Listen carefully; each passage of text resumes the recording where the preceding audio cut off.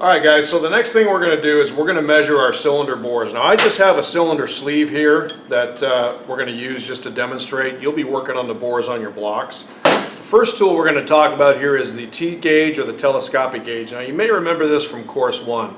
So what we're going to do is we're going to put the telescopic gauge into the bore, and we're going to, basically what you want to do is you want to rock this back and forth and kind of find your center here. Once you're confident that you're centered, we're going to very gently snug up the T gauge and remove it.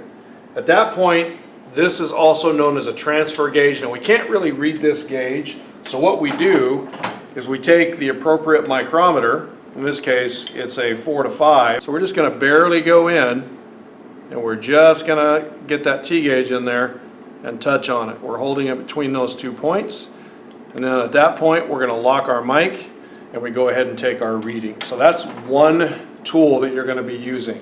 Now, the 2 things that we're going to check are obviously taper and out of round, like we talked about in the classroom. So for taper, we're going to check the bore up here at the top, and then we're going to go to the middle, and then we're going to go to the bottom.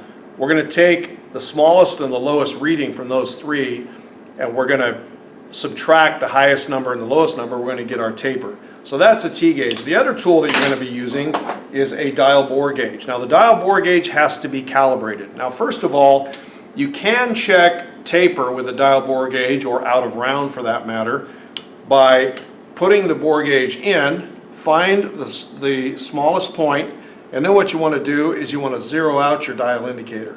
If we find the smallest point here, we want to take and zero our indicator out. You might have to fine-tune that a little bit. But if we get on 0 there, then we can go down to the bottom.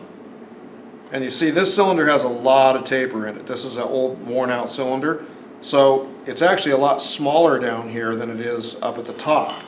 So we've got pretty close to 0 there. Then we go down here and you see it comes all the way over here. There's a lot of taper in this. And keep in mind, this bore gauge is getting bigger going this way. It gets smaller going back behind 0 this way because it is an inside diameter. So we're going to check top, middle, and bottom. And then for out around, we're going to check the bore this way. We'll check it this way, zero it out. And then of course we'll go diagonally this way and check the bore this way. So that's basically taper and out around. The other thing we do, if we want to check the size of this cylinder, we have to look up our specifications in the book, and we have to set our mic for our spec right here, and then we lock it in place, and then we go ahead and we put this between the 2 fingers of the mic. And once we get this between the 2 fingers of the micrometer, we just zero out the dial bore gauge. We're going to zero that dial bore gauge out. If we zero it out, we know that the 0 on our indicator is matching what our spec is that we set here. And then we just put the dial bore gauge in, and we compare that to the bore diameter to see if it's in spec size-wise or not.